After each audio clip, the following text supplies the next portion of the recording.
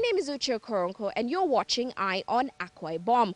On this episode of the show, we're going to take you inside the state's tourism sector. Now, the state government says its vision in the tourism sector is the sustainable development of tourism as a critical source for wealth creation, revenue generation, and of course, employment. Now, the state is already putting in place the necessary infrastructure to achieve this, such as this international airport. Even so, Akwa Ibom already has the natural attributes and, of course, a rich culture. Take a look. A serene and clean city. Akwa Ibom is known as one of Nigeria's major oil-producing states. But beneath the stereotypes and seemingly calm exterior lies a vibrant economic center with huge potential to become one of the country's leading business and leisure tourist destinations. The state is already a major destination for business tourists.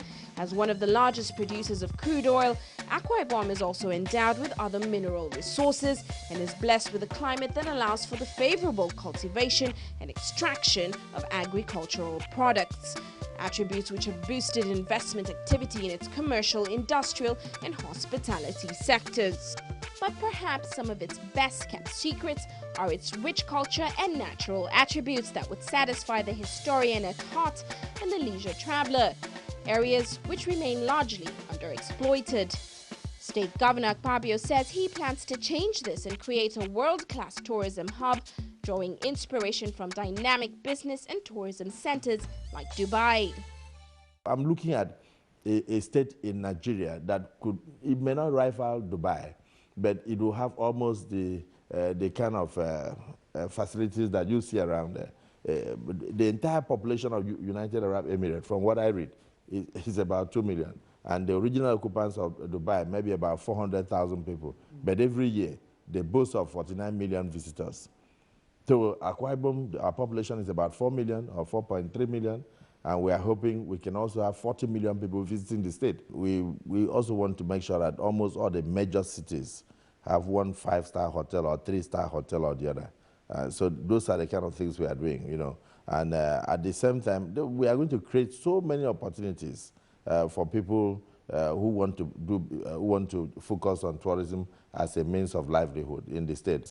The state government says it plans to change this by first making the state accessible and putting in place the infrastructural foundation, such as an international airport, a seaport, and rail lines. Its goal to harness these existing attributes and upgrade them to international standards through human capital development and aggressive market intelligence and promotion. Delivering the most attractive destination in the entire of Nigeria and by extension Africa.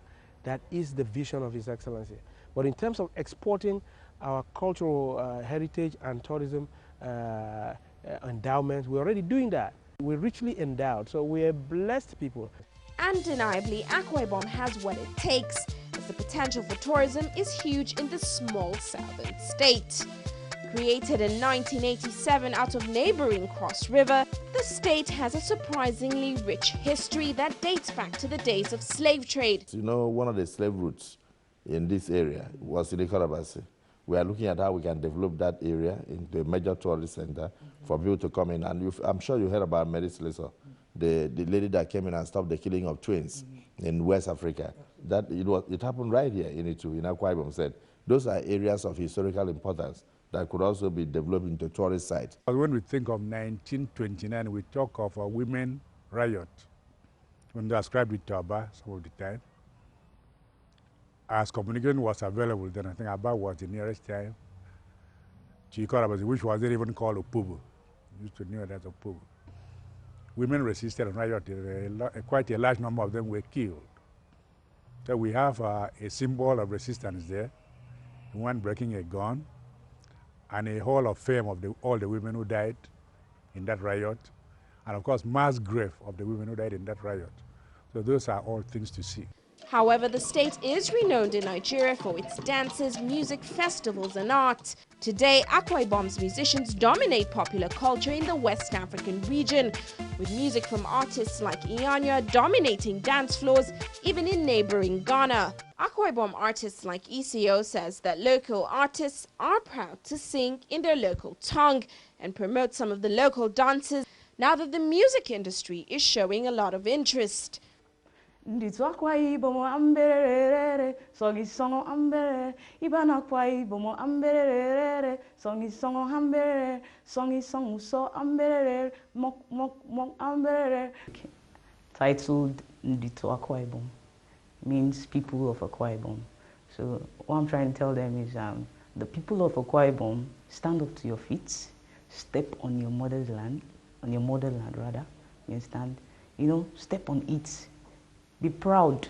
That's the way it's I like it.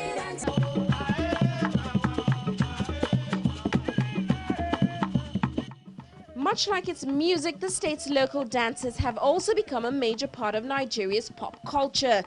Dances like Ekombi are a crowd favorite during festivals and cultural events. But this dance, called a Tigi, has risen in popularity in the last 2 years. And like other local Nigerian dances, it has spread across the African continent. We have various cultural groups that perform in international fiestas, like the Culinary cultural group.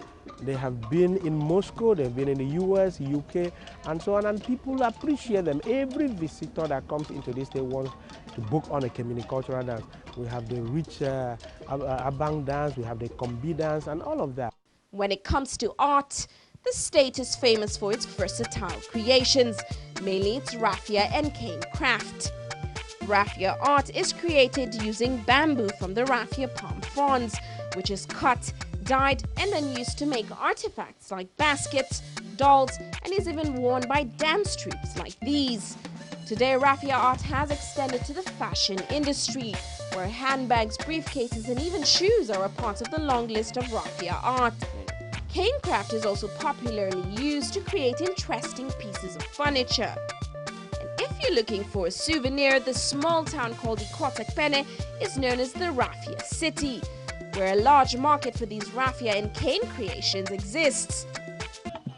A great place to sample the state's dance, music and art is at the many festivals that take place during the course of the year and usually revolve around a food-related, occupational or ceremonial theme. But over the years, people will celebrate the new yam before they start eating the new yam, actually. So that's the significance of it. You first say thank you to the gods of the yam before we start eating the yam. And it's something that we are trying. It may not be in its full ramifications as of old, but we're trying to remember what our foreparents have been doing. The Anang people came as a group to present the Yam Festival. This is actually a festival that has been going on over the years in little ways in different communities. But this time they decided to make it big, came together and went to the ancestral land at Akwa Ibom. It was a big show. And we used to have an Inaga festival where people go about fishing. You see who catches the biggest. But perhaps its most admired cultural attribute is Akwa Ibom's cuisine, which is known for its rich variety and delectable recipes. The state's dishes range from appetizers like Edita Iwa, made from cassava and served with coconut, fish and pear, to its main dishes like its afang soup, made from shredded spinach and water leaves, and a variety of meat. Well, we decided to test this by visiting one of the local restaurants in the state and sampling some of the popular dishes. We have the okra, eferetoke. You can eat it with garri. You can eat it with white rice as well. That one is afang. You can also use it with garri, fufu, and then swallow. So we also have coconut rice, edesi soup. Okay, so you can also eat that one with fried plantain. That will come. You can also eat it with moi moi. You just mix it that way. We have ekpang kokwa. Yes, ekpang kokwa is one of the delicious meals here that people normally comes and have comfort with. You have edikangekong, a vegetable soup, which you can use fufu to eat with it. You use curry also. These features make for an interesting culinary and cultural experience for the tourists looking for adventure and to explore a different and new culture. A trip which would have been harder to achieve just a couple of years ago. However, today, The state government has opened up some of these elusive cultural destinations and practices with the completion of phase 1 of the Akwa Ibom International Airport. This airport has played a unique role in creating a critical bridge between the state and the rest of the world. We started off with about 7,000 passengers the first month, and today we're doing about 15 to 16,000 per month. Sometimes it's gone up to 25,000 depending on the events that are in the state during that month. If we have about 3 or 4 events, like if the senators are around or there's some conferences, we might go up to about 20,000. We've started the international operations because we have the facilities, though temporary, in place, custom immigration and all of the associated agencies on ground. Okay, end of 2014, we should start with maybe, hopefully, a partner airline that will start the hub system out of here. But the terminal building will be finished. It's a 5-finger terminal building, and it's extremely massive. Now, fixing its airport infrastructure is just one of the major moves the state government has made towards creating the foundation for growth in its tourism sector. The state government has also solved some of its road infrastructure problems and, of course, is fixing and solving issues in its power sector. But the reality is the state still has a long way to go when it comes to developing some of its natural attributes, such as this beach right here. Now, after the break, we'll bring you more on what the state is doing to solve this issue. And, of course, we'll give you a glance inside Akwa Ibom's nightlife.